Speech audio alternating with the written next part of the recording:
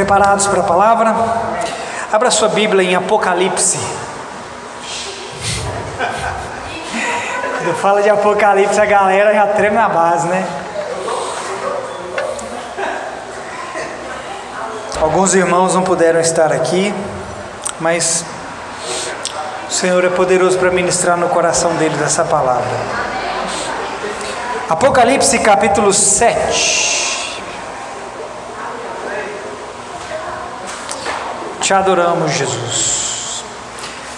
Nós vamos ler o verso 2 e o verso 3 e posteriormente nós vamos avançar para o capítulo 9 e leremos o verso 4. Primeiro Apocalipse 7, verso 2. Primeiro Apocalipse 7 ficou estranho, né? Nós vamos ler primeiro Apocalipse capítulo 7, verso 2 e 3, depois Apocalipse 9, verso 4. Você vai projetar aqui? Quem não trouxe Bíblia, por favor, acompanhe à frente.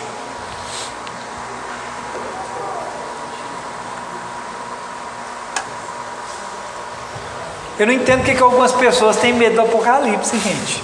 Deixa eu falar uma coisa para você. O Apocalipse é a conclusão de um ciclo na nossa vida. O Apocalipse é a conclusão de glória de Deus para o seu povo. Tenha medo não, amém? Quem tem que ter medo é aqueles que estão fora do Senhor, aqueles que não conheceram o Senhor, mas para nós é glória, amém? 7, verso 2 e 3. Diz assim: então vi outro anjo subindo do Oriente, tendo o selo do Deus vivo. Diga, selo do Deus vivo. Ele bradou em alta voz aos 4 anjos a quem havia sido dado o poder para danificar a terra e o mar. E olha o que ele gritava: não danifiquem nem a terra, nem o mar, nem as árvores, até que selemos as testas dos servos do nosso Deus. Vai lá para o capítulo 4 agora. Capítulo 4, no capítulo 9, verso 4.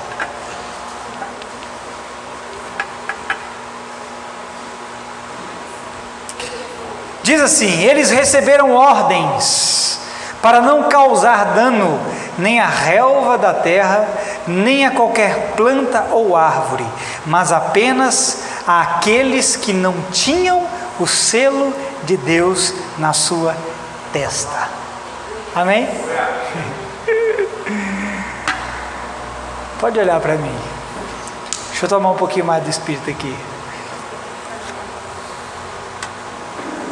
Queridos, selo na palavra, selo na Bíblia, representa muitas coisas. Eu quero te dar alguns significados do que representa selo na Bíblia, com passagens bíblicas. Se você é bom de anotação, é rápido e quiser anotar, e quando você chegar na sua casa você poder conferir, para você não achar que eu estou falando abobrinha, você pode anotar os versículos que eu vou te passar. Não vou ler, só vou passar as referências e na sua casa você lê. Mas eu quero aqui te dar algumas referências para você entender o que eu quero dizer nessa noite, amém? Amém. Então o selo na palavra representa muitas coisas. E uma delas é aprovação. Amém? Se você quiser saber onde está falando sobre isso, João capítulo 6, verso 27. Você vai ler lá o selo como conotação de aprovação. Selo também na Bíblia representa justiça. Romanos 4:11. Autoridade. 1 Coríntios 9:2. Agora presta atenção nessa, porque eu vou dar um destaque nela. Propriedade. 2 Coríntios capítulo 1, verso 22. Proteção. Apocalipse capítulo 7, verso 3, que foi o texto que nós lemos. E garantia. Apocalipse 9, verso 4, que nós também lemos. E dentre muitas outras coisas que eu imagino que selo representa na Bíblia, amém? Amém, querido? Para você entender essa palavra, eu vou dar um pano de fundo primeiro. O selo, ele era utilizado para ratificar decisões tomadas por reis e autoridades na antiguidade. Hoje o selo, ele também tem importância. Quando você recebe um documento ou um objeto, talvez ele venha com alguma identificação ali. Às vezes, quando são cartas, geralmente a carta tem selo. É assim ou não é? E geralmente as cartas, elas estão destinadas a alguém específico. E o selo na Bíblia, na antiguidade, era utilizado pelos reis e por autoridades. E tudo que continha selo também continha algo exclusivo. Diga, algo exclusivo e de importância. Então, quando um rei, por exemplo, queria mandar uma mensagem para outro rei, ele tinha duas formas de fazer isso. Ou ele pegava um mensageiro, transmitia aquelas palavras faladas ao seu mensageiro, e o seu mensageiro ia até outro rei e transmitia aquelas mesmas palavras. Essa era uma forma. Mas quando o conteúdo daquilo que aquele rei queria transmitir para outro rei era um conteúdo de extrema importância e de única e exclusivamente de exclusividade para o outro rei, ele fazia o quê? Ele escrevia cartas, ou preparava um documento, selava aquilo, entregava nas mãos do seu mensageiro, os seus mensageiros levavam até aquele outro rei, aquela carta era entregue nas mãos, e só quem podia abrir aquele selo era aquela pessoa a quem a carta estava destinada.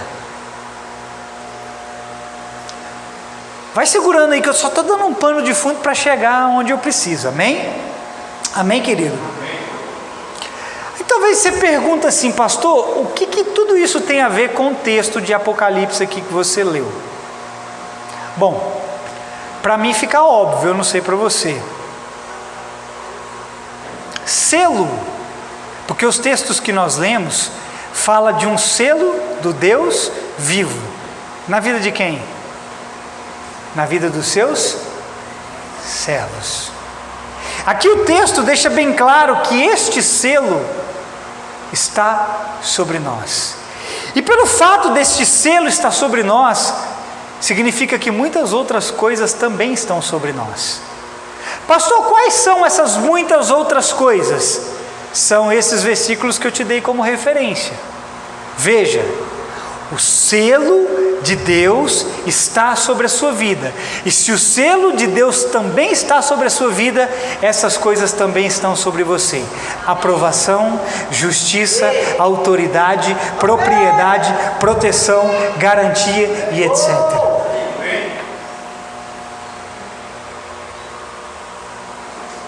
E eu acredito que um dos principais selos de Deus na nossa vida, se é que eu posso chamar de principais, porque todos os selos de Deus são importantes, mas eu acredito que um dos principais selos de Deus nas nossas vidas está em 2 Coríntios, no capítulo 1, no verso 22 especificamente, mas eu vou ler o verso 21 também.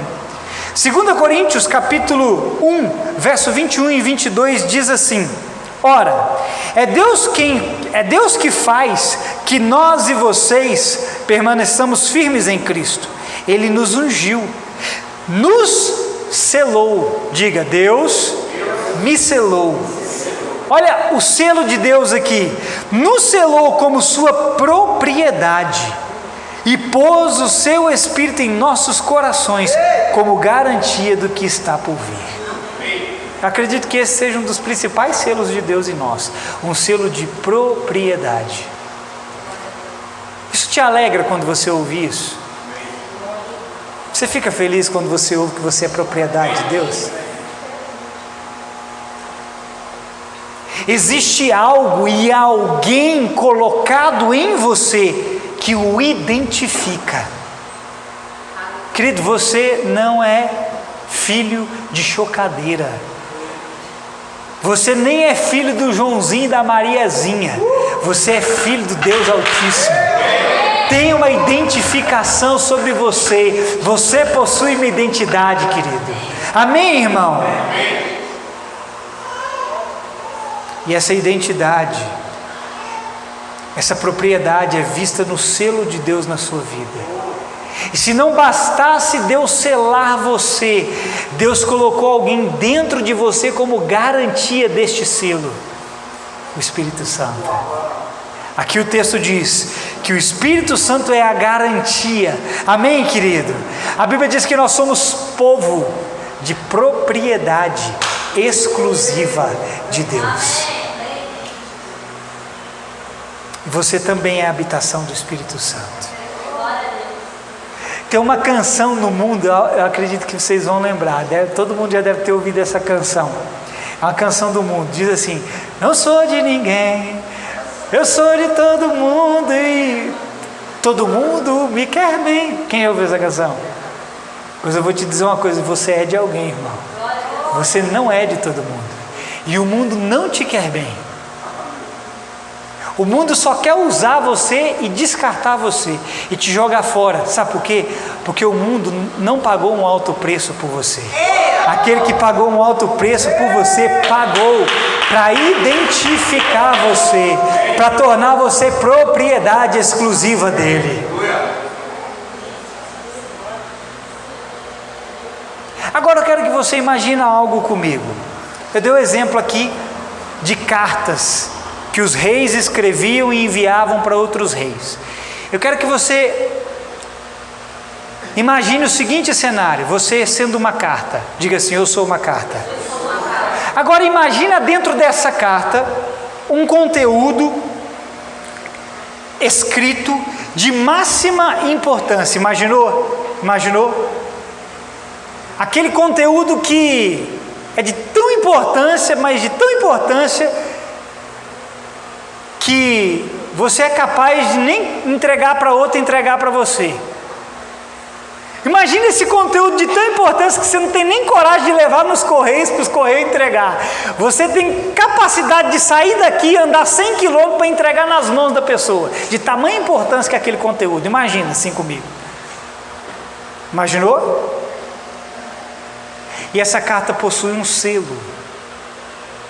E ninguém mais pode romper o selo dessa carta, senão aquela pessoa a quem aquela carta está destinada. Imaginou isso comigo? Isso vai te garantir muitas coisas, mas uma delas é proteção.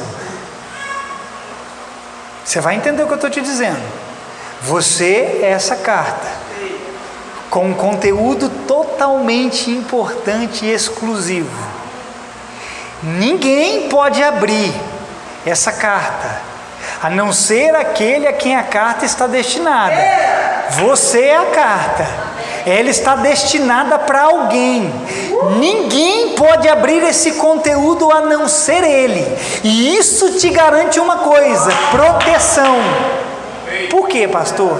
Porque tanto a carta quanto o conteúdo são importantíssimos.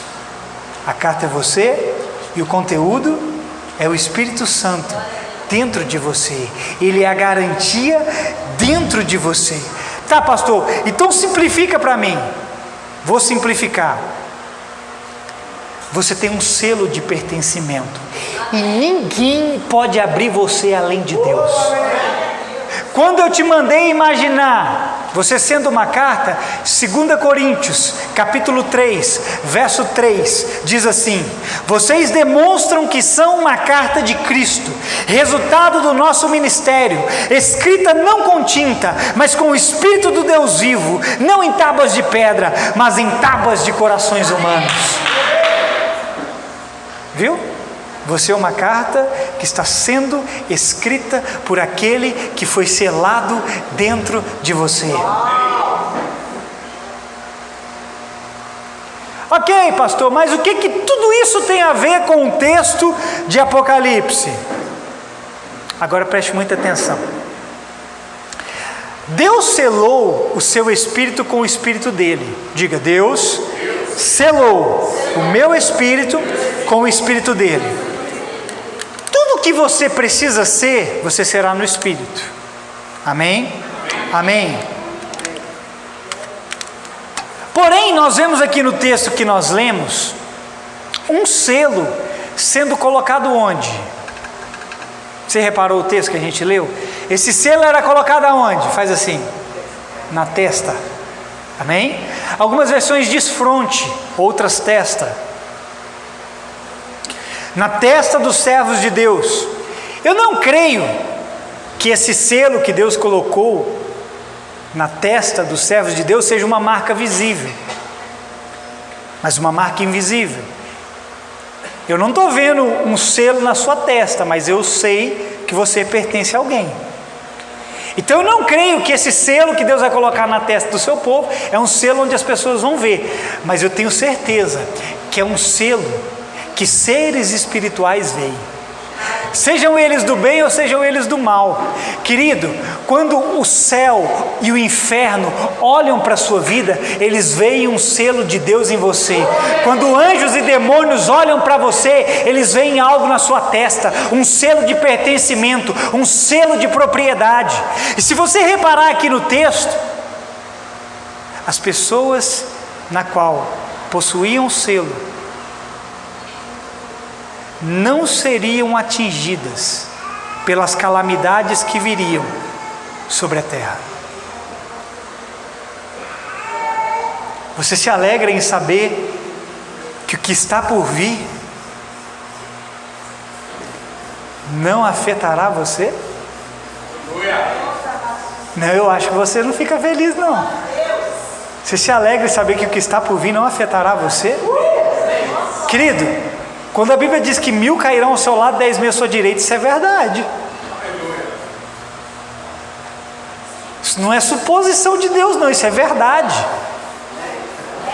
E o que está para vir sobre a terra é de proporções tais que o homem nunca viu. A Bíblia diz que no final dos tempos os homens procurariam a morte fugiriam deles. Tamanha seria a angústia, tamanha seria a tribulação, tamanho seria o sofrimento, e você será livre de tudo isso, só porque você tem um selo de propriedade exclusiva de Deus.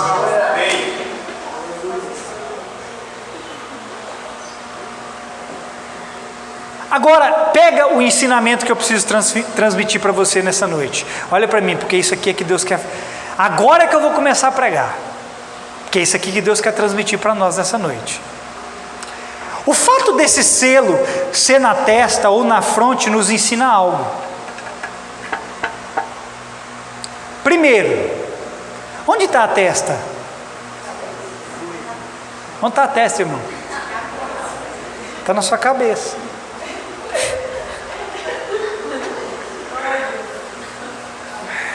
Aqui, algumas versões que fala fronte no lugar de testa, o significado da palavra original fronte é entre os olhos, diga entre os olhos. E esse significado enriquece muito o que eu preciso dizer para você. A primeira coisa é que o selo foi colocado na testa, entre os olhos. A segunda coisa é que a cabeça, aonde está a testa, fala de mentalidade. Olha só o que Deus quer selar na sua vida. Este selo foi colocado na testa, entre os olhos. Aqui tem duas coisas. A primeira delas fala de mentalidade, porque está na sua cabeça. Entre os olhos fala da visão de vida. Diga, visão de vida. O fato de estar entre fala do centro, o centro da visão de vida do homem. Deus quer selar duas coisas em você, querido: a sua mentalidade e onde a sua vida gira em torno. Qual é o centro da sua vida? O centro da visão de vida que você tem. Deus precisa selar essas duas coisas em nós.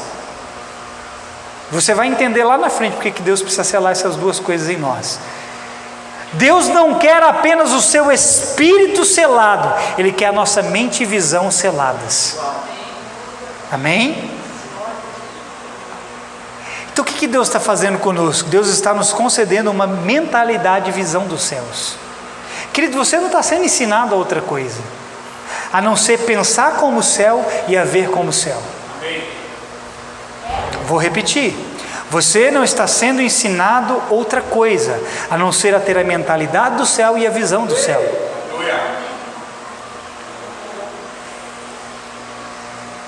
por que Deus está te ensinando isso? Para que você aprenda a viver fora do sofrimento que virá sobre a terra.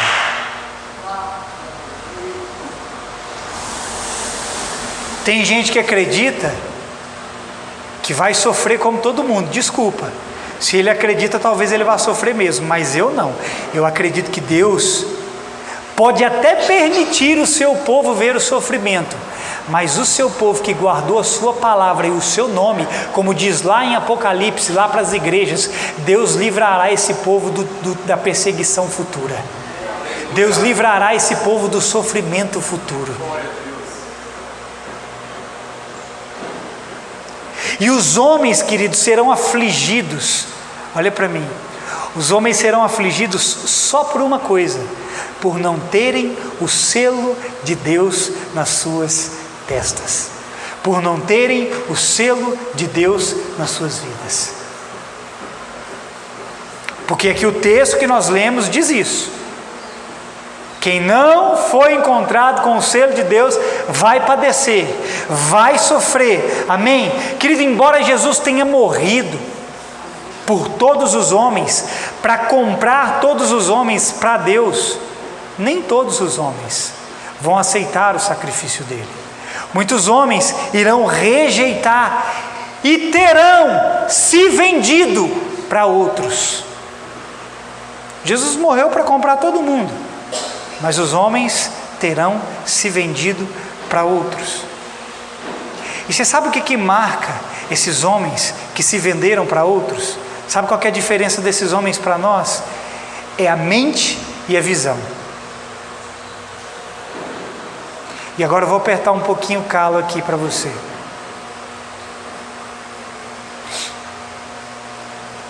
Os homens do mundo estão afastados de Deus por sua mente e visão. O que diferencia a mim e a você das pessoas do mundo é o selo que está sobre nós, é a mente e a visão que Deus colocou sobre nós. Se as pessoas do mundo andam debaixo de uma mentalidade, você não pode andar debaixo da mesma mentalidade. Se as pessoas do mundo têm como visão de vida viver centrados em si, você também não pode ter essa mesma visão. Porque se eu e você tivermos a mesma mentalidade, a mesma visão, não temos diferença nenhuma do mundo. E eu vou te dizer que mesmo você sendo chamado pelo nome do Senhor, não estou dizendo que você não vai perder sua salvação, você vai perder sua salvação. Estou dizendo que mesmo que você seja chamado pelo nome do Senhor, mas se você andar pela mente do mundo e pela visão do mundo, você vai sofrer como o mundo. Por isso Deus nos orienta, um pouco mais para frente em Apocalipse, quando Ele diz para nós assim, sobre a Babilônia: sai dela, povo meu, para que vocês não sejam cúmplices nos seus pecados e não recebam o castigo que eles receberão.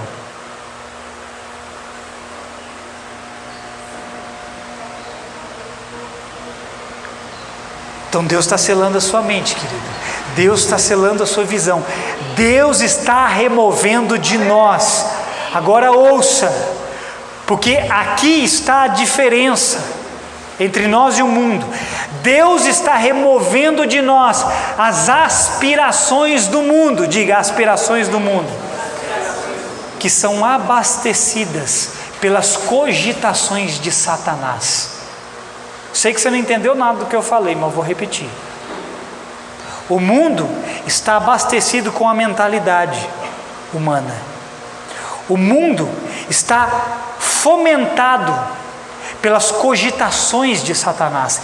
E Deus está arrancando isto de nós, porque existe uma igreja que tem andado exatamente dessa forma, abastecido com as coisas do mundo, sobrecarregados com as cogitações de Satanás. Lembra de Pedro? Deu lugar para o diabo, lembra? Falou para Jesus: Jesus, um dia eu vou pregar sobre isso. Jesus, tem compaixão de ti mesmo? Vai para a cruz, não? Jesus, percebendo que não era Pedro que estava falando, mas que era Satanás falando através de Pedro, vira para ele O que diz para ele? Arreda, Satanás, para trás de mim, Satanás. Tu és para mim pedra de tropeço, pois não cogitas das coisas de Deus, senão dos homens. Então veja, onde estava a cogitação de Satanás? Nas coisas dos homens.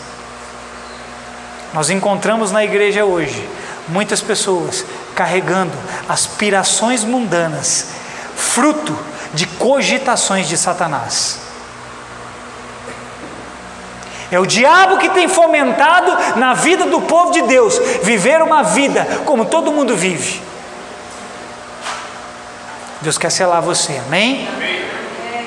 Nós vivemos, querido, num tempo onde a mentalidade humana tem sido engrandecida. Os homens têm expandido a sua mentalidade e visão de uma maneira tão sutil que tem enganado até os salvos de Deus. Nós estamos sendo enganados, irmãos, não estamos percebendo. Quando você coloca, meu Deus, quando você coloca como projeto de vida, graças a Deus a gente tirou isso daqui da igreja tem muito tempo, né? Quando você pega lá sua folhinha de final de ano, projeto de vida para 2021. Não vou falar que é pecado não, tá? Para não ser radical demais. Mas o projeto de vida da maioria é alcançar aquele emprego, aquele cargo, fazer aquela faculdade, conquistar isso, conquistar aquilo, que não sei o quê. Primeiro de tudo, você não tem que... A cada virada de ano você nem tem que ter um projeto de vida. A única coisa que você tem que viver focado é para Ele. Mais nada. Se você aprender a viver focado para Ele, você não vai nem querer colocar prioridades diante do Senhor, porque Ele vai ser sempre a sua única prioridade. Todo o resto vai ser consequência para você. É a primeira coisa. E a segunda coisa é que muitas das aspirações que a gente preenche naquele papelzinho são aspirações humanas. São coisas terrenas. Nós estamos cogitando as mesmas coisas. Estamos sendo enganados pelas mesmas coisas que o mundo está sendo enganado. Pastor, como é que você pode saber disso? É só olhar para a motivação das pessoas. A gente olha para a motivação das pessoas dentro das igrejas e a gente vê isso. Posso apertar um pouquinho mais o parafuso? Você troca o propósito de Deus por causa de trabalho, irmão. Verdade ou mentira? Verdade ou mentira? Verdade ou mentira? Verdade ou mentira? Você vende o seu ministério por uma faculdade. Estou falando em algum momento que isso aqui é pecado? Que faculdade é pecado? Que trabalho é pecado? Não é não. Trabalhar dignifica o homem. Estudar, nada contra. Vai tirar você da ignorância. Nada contra. Mas quando isso é centro da sua obsessão e da sua busca, você está totalmente perdido no mesmo lugar que as pessoas do mundo estão.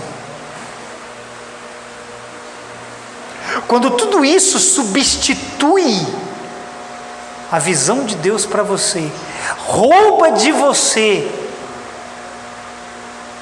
o único projeto de vida que você deveria ter, que era estar aos pés dele, você está andando no mesmo lugar que o mundo. Marta, Marta, andas agitada e preocupada com muitas coisas, contudo 2 coisas te são necessárias. Contudo 3 coisas te são necessárias. Contudo 4 coisas te são necessárias, Marta. Contudo uma só coisa te é necessária. Aí a gente vê os crentes colocando a sua lista de prioridade: 1, 2, 3, 4, 5, 6, 7, 8, 9. Que isso, irmão? Até quando você quer viver nesse parâmetro baixo, limitado e pequeno de vida? pensa não, irmão, uma só coisa te é necessário: permanecer nos pés dele, buscar o reino de Deus e a sua justiça, e as outras coisas vos serão acrescentadas.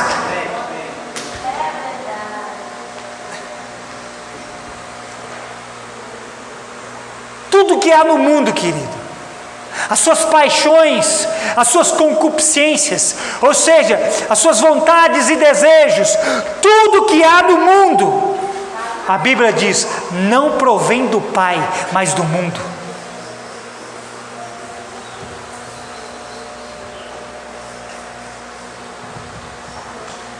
Deus está nos ensinando a alcançar aquilo que nós tanto corremos atrás nessa vida, de uma maneira diferente.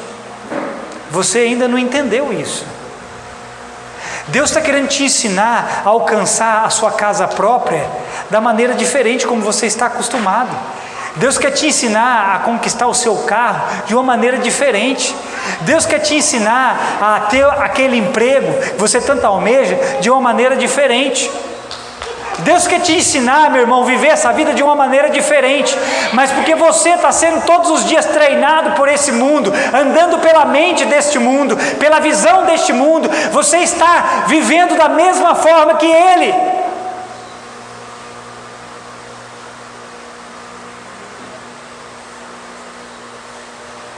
Eu tenho duas formas de fazer uma faculdade: escolher aquela que aparentemente é boa para mim, ou escolher aquela que está dentro do propósito de Deus para mim. Quando você escolhe dentro da proposta do mundo, você pode se dar muito mal. Hoje, olha aqui para mim, muita gente quando vai estudar, termina a escola, vai fazer uma faculdade, uma das primeiras coisas que eles visam é qual profissão está pagando mais. É assim ou não é? Aí eles fazem uma faculdade naquela área para ganhar mais. Essa é a proposta do mundo. Só que quando você entra na proposta de Deus, você não vai fazer uma faculdade para ganhar mais, você vai fazer uma faculdade para cumprir um propósito. Você não entendeu, né, irmão? Essa é a diferença simples da mente de Deus para a mente do mundo. Deus não vai te colocar para fazer algo para perseguir coisas dessa terra. Deus vai te colocar para perseguir coisas do céu, para que você cumpra a sua carreira, viva o seu propósito. Amém, querido? Agora deixa eu te dizer mais uma coisa: não pense que os homens dessa terra não estão sendo marcados, porque eles estão sendo marcados. Apocalipse capítulo 14, verso 11, estou indo para o final. Apocalipse 14, 11, fala dos adoradores da besta e da sua imagem, e que eles receberam a sua marca. Veja, Apocalipse 7, 2 e 3, fala dos servos de Deus recebendo a marca de Deus. 9:4 também fala da marca de Deus na vida dos servos de Deus. Apocalipse 14:11 fala dos adoradores da besta que receberam a sua marca. E essa marca seria na mão ou na... E aí, irmão? Você é uma besta ou você é filho do Deus Altíssimo? Pastor, você está me ofendendo. Não estou te ofendendo não, irmão. Ou você é besta ou você é filho do Deus Altíssimo, porque os adoradores da besta também estão recebendo a marca na sua testa. E o que é essa marca? É um comprovante para quem os homens se venderam. A marca da besta na testa dos homens é um comprovante para quem os homens se venderam. E aí, irmão, você vai continuar se vendendo pela mente deste mundo? Com as mesmas aspirações? Ah, como eu queria ter bastante dinheiro. Eu também. Mas para que você quer ter bastante dinheiro? Na verdade, vou até mudar minha colocação. Eu não quero ter bastante dinheiro. Eu já tenho. Eu quero desfrutar das riquezas do meu Pai. Mas deixa eu falar na linguagem comum. Para que você quer tanto dinheiro? Para gastar na satisfação da carne ou para investi-lo no propósito do reino? Mais uma diferença entre a mentalidade do mundo e a mentalidade de Deus. Deus te dá dinheiro, Deus te dá recursos para cumprimento de um propósito e não para você viver na satisfação da carne.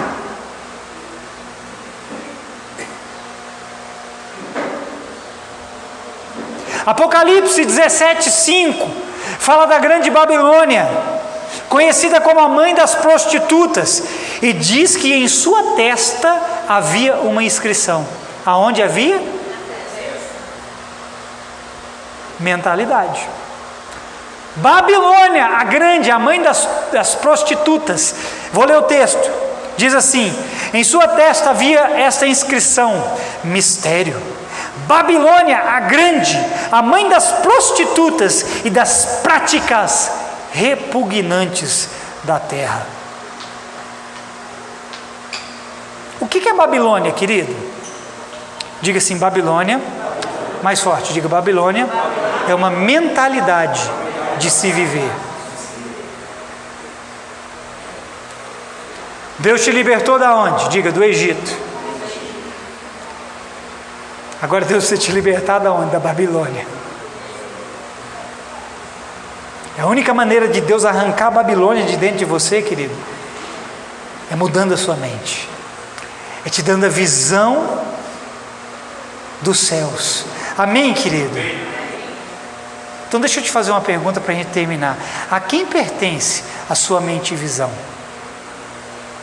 A quem a sua mente e a sua visão pertencem? Se você foi selado pelo Espírito de Deus, receba a mente e a visão dele. Amém, querido? Pastor, de que forma? Da mesma forma que você recebe e que o mundo recebe a marca do mundo, se envolvendo com Deus. Quer receber o selo de Deus na testa? Se envolva com ele, porque o mundo está recebendo a marca da besta, vai receber a marca do anticristo, porque se envolve com o mundo. Quer receber a marca de Deus, querido? Se envolva com Deus.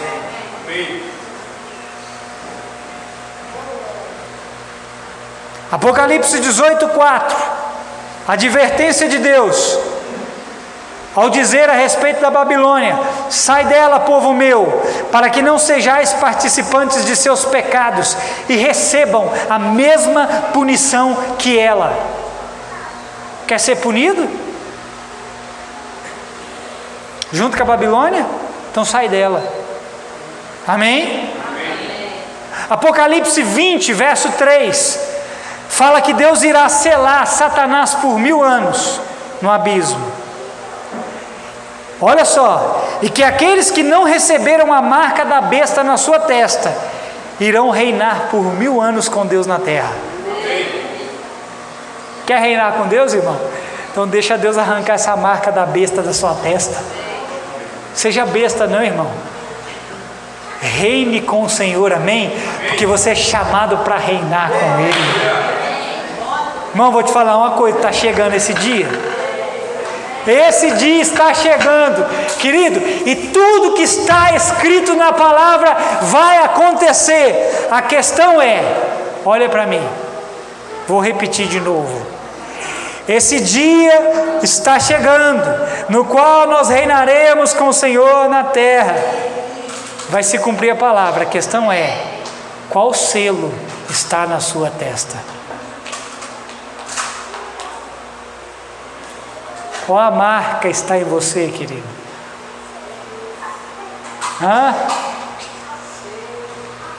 Você pertence a alguém. Amém? Você não é desse mundo, e esse mundo não é seu também.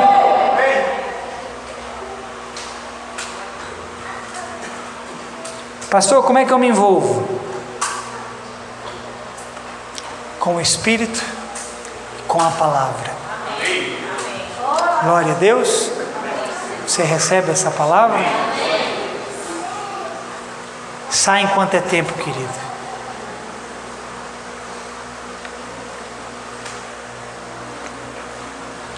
O que nós temos hoje? Carnaval. É triste saber que muitos dos nossos irmãos estão lá para satisfazer a sua carne. Não tem mente nem visão das coisas celestiais. Quando eu falo irmãos, não estou falando necessariamente daqui não. Se nós descermos lá, se todo mundo aqui descer lá para o carnaval, nós vamos encontrar um monte de crentinho lá. Um monte. Não vou dançar aqui porque senão vai virar meme. Dança não. Está requebrando lá, descendo no funk até o chão.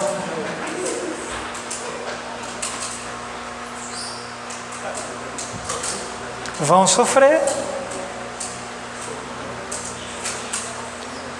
Devemos chorar por essas pessoas que estão enganadas com as mesmas aspirações do mundo. Querido, ouça o que eu vou dizer, tira essa mentalidade da sua cabeça, tira essa mentalidade da sua cabeça. Ainda tenho tempo. Tira essa mentalidade da sua cabeça, porque pode ser tarde, amanhã pode não existir. Certa vez a palavra nos adverte: vocês que dizem amanhã faremos tal coisa, iremos para tal lugar, vamos comprar, vamos fazer isso, vamos fazer aquilo, vamos viajar, amanhã eu volto para Jesus, amanhã eu respondo ao propósito dele na minha vida, amanhã isso, amanhã aquilo, amanhã... Oh, meu filho, você não sabe o que vai suceder amanhã. Não mantenha esse pensamento de que amanhã você pode buscar o Senhor, não. O seu dia se chama hoje, o seu dia se chama agora, é já, não é amanhã, é hoje.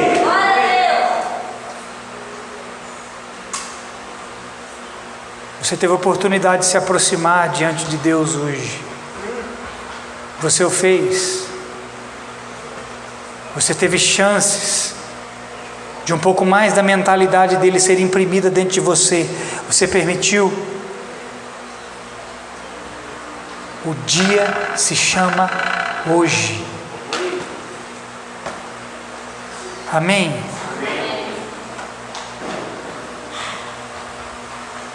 Feche seus olhos, Pai.